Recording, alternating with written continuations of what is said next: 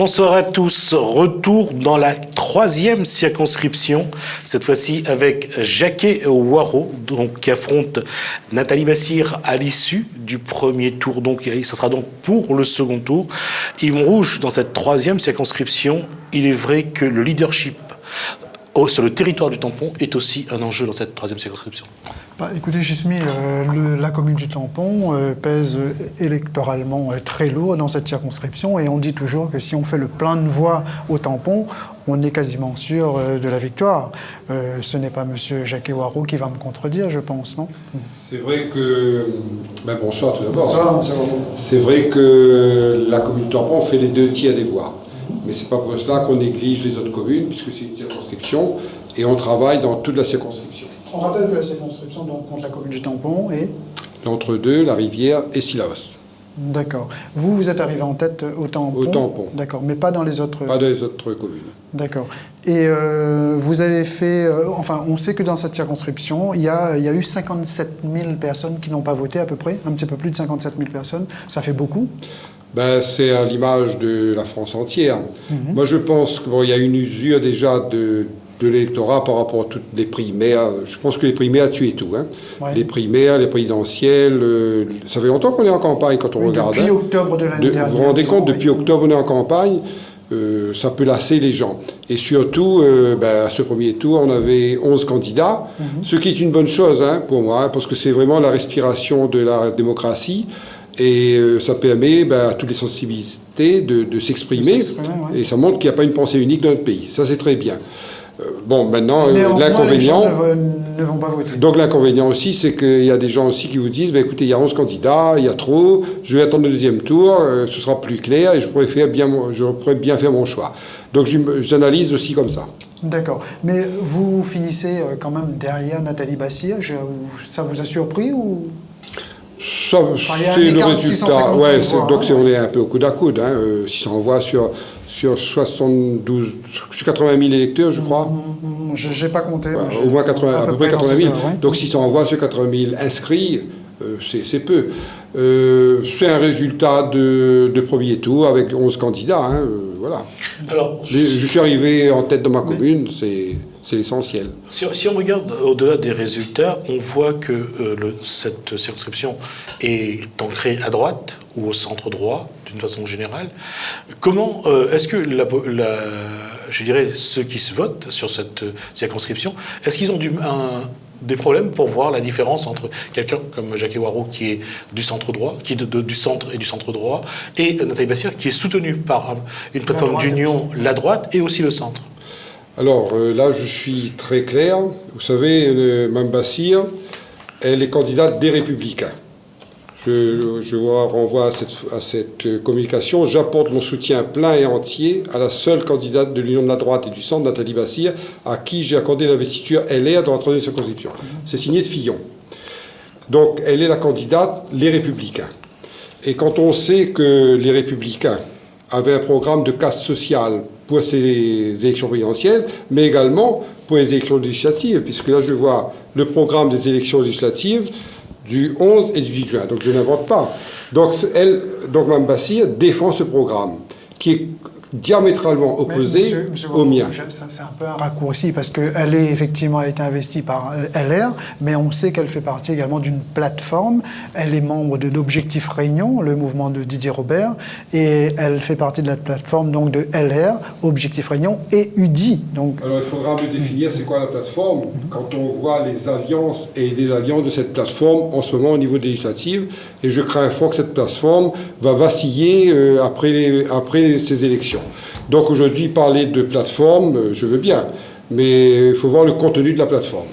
Donc la différence entre vous, qui est du centre droit, par rapport à Nathalie Bassire qui est soutenue par une plateforme d'union de droite et du centre, pour vous, il y a une différence. Il y a une différence parce qu'elle, justement, elle se radicalise parce qu'elle est dans un parti qui a des objectifs bien précis, avec la retraite à 67 ans, avec la privatisation du système de santé qui va empêcher des citoyens à l'accès aux soins, avec le démantèlement du service public et surtout la suppression de 500 000 postes de fonctionnaires, dont 300 000 en 5 ans. Et quand on sait qu'il manque des policiers, il manque des enseignants dans toute notre administration, eh bien, je dis que ce n'est pas le moment de supprimer les fonctionnaires, d'autant plus que ça permettrait à beaucoup de fonctionnaires réunionnais qui sont en métropole, des policiers notamment, de revenir à La Réunion. Et enfin, la catastrophe, c'est à la page 2 de ce programme, je n'invente pas, c'est écrit là, augmentation de 300 € par mois des petites retraites, soit 25 € par mois. Ben écoutez, je ne peux pas souscrire à un tel programme qui est défendu pour les législatives. Et donc, on ne peut pas dire qu'on a des convergences. Mais vous, si vous êtes élu, ça voudrait dire que vous alliez siéger où? Alors moi, si je suis élu, j'avais l'intention de siéger au non-inscrit.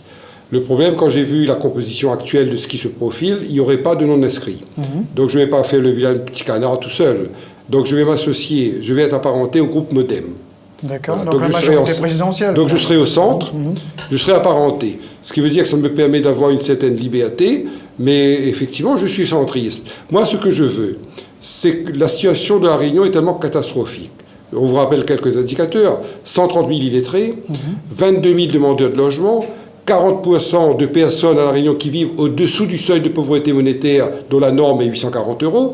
Il y a ensuite 130 000 personnes qui vivent avec les minima sociaux. C'est quand même des chiffres inquiétants et alarmants. Donc, moi, mon objectif, c'est de faire baisser tous ces chiffres-là. Et pour baisser ces chiffres-là, je ne vais pas obstruer, je ne vais pas faire de l'opposition au gouvernement Macron. Moi, ce que je souhaite, c'est que le gouvernement Macron réussisse pour La Réunion. Jacques Horo, la question est aussi simple, c'est aujourd'hui, comment vous, en tant que, dans l'hypothèse où vous êtes à l'Assemblée nationale, donc vous êtes élu député, comment allez-vous porter les dossiers de La Réunion dans une Assemblée qui va être donc au centre et un peu à gauche, parce que Emmanuel Macron se dit de droite et de gauche. Comment allez-vous porter ces dossiers-là? Et quels sont les principaux dossiers que vous voulez aller défendre à l'Assemblée nationale? Alors comment je vais faire? Je vais faire mon travail de député, comme tous les autres députés. Il faudra faire du lobbying, il faudra aller voir les ministres concernés, les administrations concernées. Et dans l'hypothèse où vous êtes élu et que Thierry Robert était également élu député, vous travaillerez ensemble? Moi, je souhaiterais travailler avec tous les députés de La Réunion. Parce que, et j'ai l'expérience, regardez si on a réussi. Y compris les députés LR à ce moment-là. Écoutez, là on est en élection. Chacun défend ses idées, ses opinions. Regardez ce qu'on a fait à l'aéroport de Pierrefonds.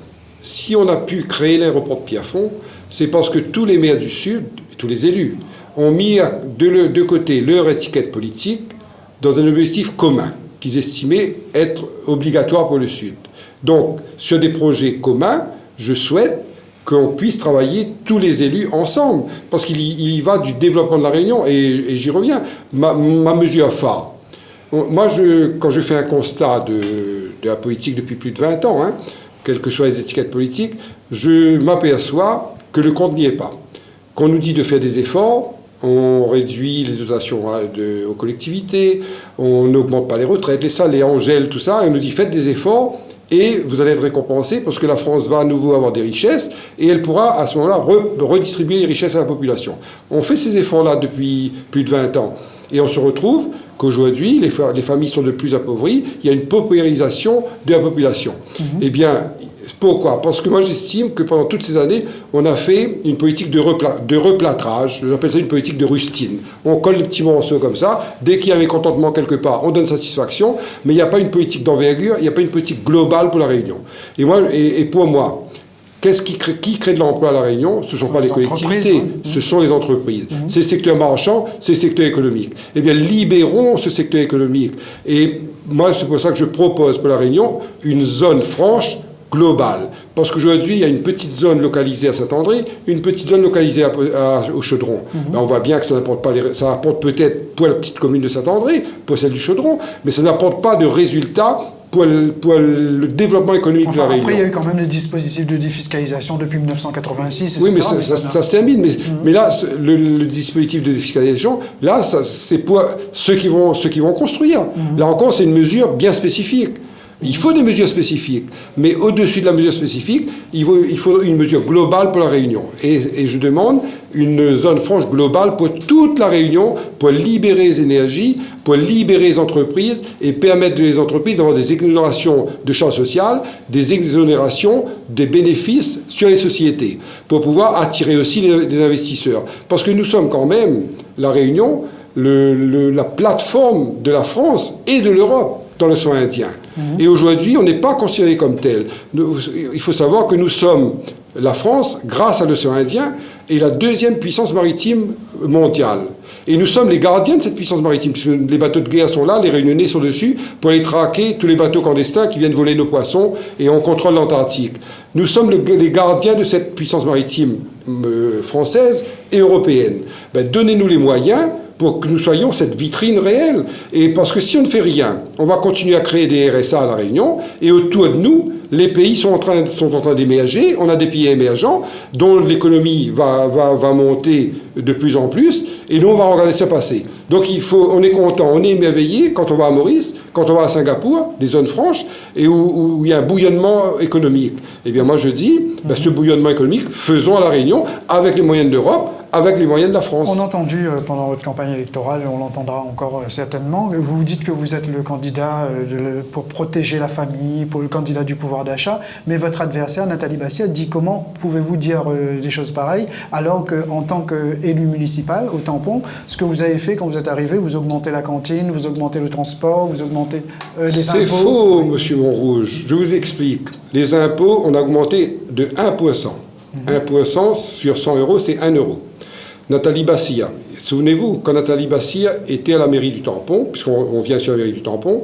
2008, oui. 2008. Elle a bloqué pendant 4 ans le maire Paulet Payette, avec ce groupe de 28. C'est pas loin, on s'en souvient. Elle a bloqué la mairie de Tampon. La mairie de Tampon n'a pas pu se développer. Et non seulement elle n'a pas pu se développer, mais la Cour régionale des comptes a mis dans le rouge la commune du Tampon parce que la commune du Tampon était en déficit. Et ça, c'est le travail de Mme Bassia. Et c'est elle qui a été amenée à augmenter la cantine parce que la Cour régionale des comptes a obligé le maire du Tampon, pour pouvoir payer les associations, d'avoir des recettes supplémentaires, sinon les associations n'auraient plus de subventions. Et c'est pour cela que Paulet Payette et son équipe, dont Nathalie Bassia, ont voté une augmentation de 6,40%. Concernant l'eau, elle dit qu'on a augmenté le prix de l'eau. C'est faux. Elle est incompétente, elle ne connaît pas le dossier. Parce que l'eau potable n'a pas augmenté. C'est qu'aujourd'hui, on demande à la population de se greffer sur les réseaux d'assainissement. Aujourd'hui, quand on fait rentrer 10 litres d'eau dans un ménage, l'eau ressort. C'est de l'eau usée. Eh bien, il faut payer la sortie. Et c'est ça qui est rajouté sur la facture d'eau. Il n'y a pas d'augmentation de l'eau. C'est une prestation nouvelle qui nous est imposée par l'Europe, qui est devenue obligatoire. La cantine, depuis qu'on est là, la cantine n'a pas augmenté. La cantine est à 0,80 centimes le repas. 0,80 centimes le repas. Un repas d'ailleurs équilibré qui utilise à 80% les légumes locaux et on essaie au maximum d'utiliser les viandes locales. On a plus un problème sur le bœuf, mais on prend les lapins locaux, les poulets fermiers et il y a une autre viande, le porc à Réunion. Donc on fait travailler à 90% les producteurs tamponnés et aussi il y a une centrale de Saint-Pierre qui fait venir, qui nous emmène les légumes et les viandes et qui sont achetés localement. Donc notre cantine, à 80%, utilise les produits locaux. D'ailleurs, on a eu, je crois que c'était dans le Visu, on a eu le prix de meilleur repas des cantines de La Réunion. D'accord. Monsieur Jacquet-Waro, donc on vous l'a dit tout à l'heure, il y a plus de 57 000 personnes qui n'ont pas voté. Comment comptez-vous concrètement convaincre ces personnes pour ensuite passer devant votre adversaire et éventuellement gagner cette circonscription? Tout d'abord, je dois vous dire qu'il y a une dynamique de rassemblement naturelle, je dirais. Pourquoi naturelle? Parce que quand on voit le programme que défend Mme Bassia, naturellement, les autres candidats qui s'étaient présentés ne se retrouvent pas et leurs idées sont très éloignées de celles de Mme Bassia et plus proches des miennes puisque je suis centriste. Et je suis capable d'ouvrir mes bras et d'accepter et de discuter. Et aujourd'hui, il y a les abstentionnistes, bien sûr, oui.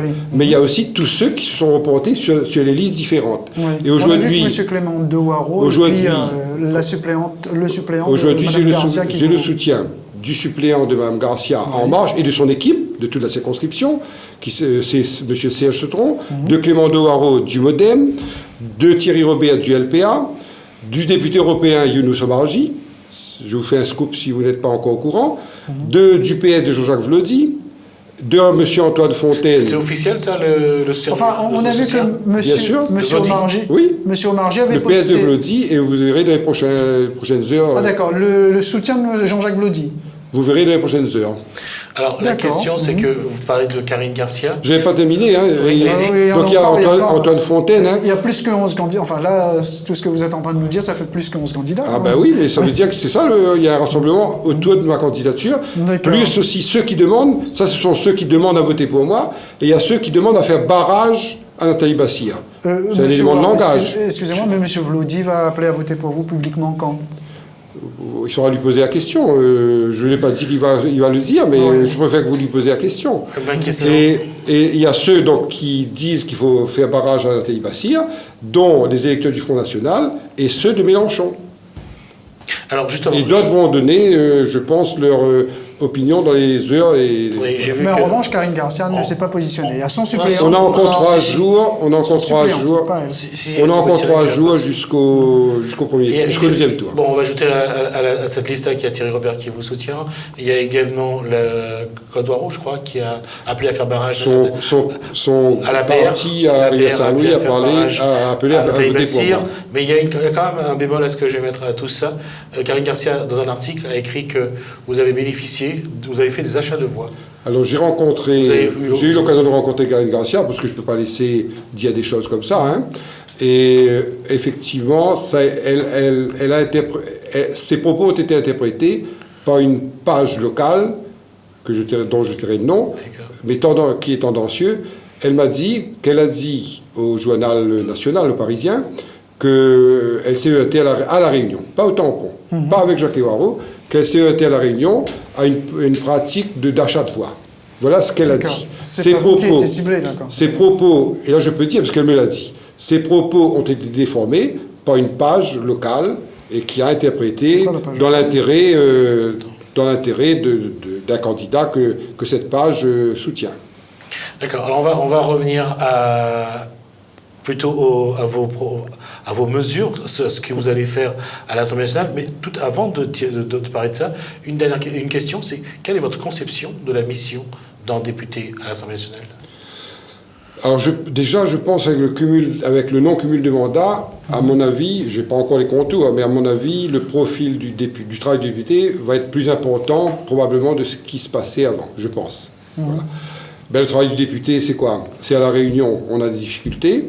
Il faut monter les dossiers et il faut aller à Paris pour défendre les dossiers. Il faut faire du lobbying, hein, c'est comme ça que ça se passe. Il faut aller faire de la pression, aller convaincre, aller chercher des réglementations, aller chercher de l'argent. C'est ça que nous avons besoin pour pouvoir réaliser ce qu'on veut faire à la Réunion. Donc mon travail, c'est d'aller à Paris pour défendre d'abord ma circonscription, le Sud, la Réunion et bien sûr la nation, puisque nous votons des lois. C'est plus facile de faire campagne, par exemple, pour une élection à la députation quand on est déjà élu municipal, et notamment vous occupez quand même un poste important au sein du Conseil? Je ne sais pas si c'est en termes de moyens, c'est assez difficile parce qu'on est sur plusieurs villes, hein, donc c'est pas facile. Maintenant, comme j'ai de l'expérience politique, je ne suis pas à ma première campagne, j'ai un certain recul par rapport aux événements, par rapport à ce qui se dit, à ce qui se dit comme ça. J'aurais eu 20 ans, j'aurais été un peu plus agressif. Mais là, je mets ça sur le compte un petit peu de relent après une défaite ou des choses comme ça. Donc, je veux dire, j'ai du recul, j'ai de l'expérience et j'aborde une campagne plus sereinement, malgré les coups qu'il peut y avoir, mais j'aborde plus sereinement. Alors, avant je vais vous demander de vous adresser juste après, je vous pose la question. Ça fait combien de temps que vous êtes avec André Tianakoun et comment vous expliquez cette fidélité au maire du Tampon? Alors, je suis avec André Tianakoun depuis 1986. Ça fait 31 ans maintenant. 31 ans. Et bien entendu, j'ai beaucoup appris à ses côtés, puisque c'est une bonne école politique, et j'invite beaucoup de jeunes qui arrivent d'aller à son école politique. Et pourquoi fidélité? Parce que je me suis engagé en politique, pas pour être carriériste. Si j'étais carriériste, j'aurais fait des compromissions peut-être dans ma carrière politique pour avoir un poste ici ou un poste de travail bien. Enfin, vous connaissez le système. Moi, cela dit, vous êtes toujours bien récompensé puisque vous avez été conseiller général, vous vous êtes présenté à des élections, aujourd'hui à la députation. Oui, mais c'est un cheminement d'un parcours politique. J'ai fait beaucoup de sacrifices personnels au niveau de ma famille, et je pense à mon épouse quand je dis ça.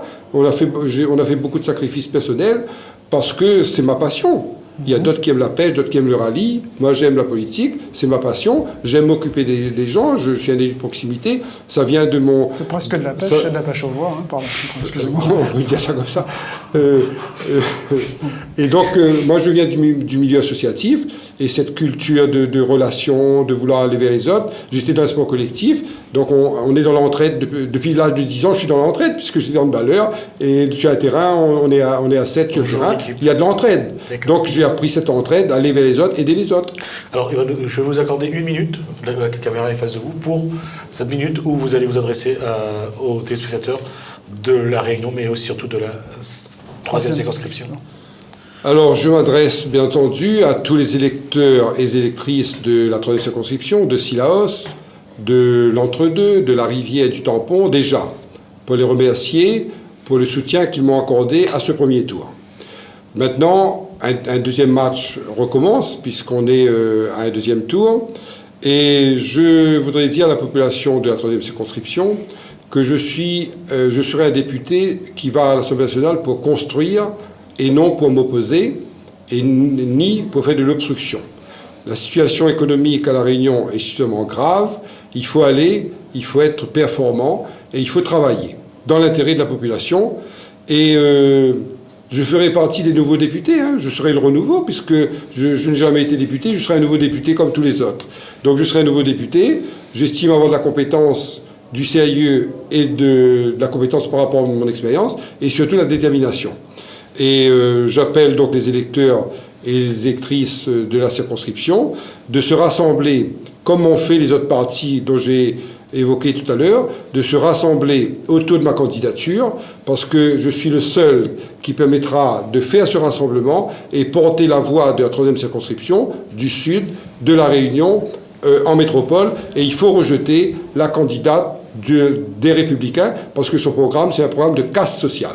Merci, Jacques Waro. Je rappelle donc que vous êtes le candidat du FRA, de France Réunion Avenir, d'André Tianacone, que vous êtes donc qualifié pour le second tour, et face à Nathalie Bassir, qui est donc la candidate de la droite et du centre, qui donc le vote sera lieu donc ce dimanche 18 juin donc sur la 3e circonscription. Merci d'avoir répondu à l'invitation. C'est moi qui vous remercie. Et merci Yvon Rouge. Je vous remercie donc pour cet échange. En tout cas, on va se retrouver pour d'autres débats juste après. Merci.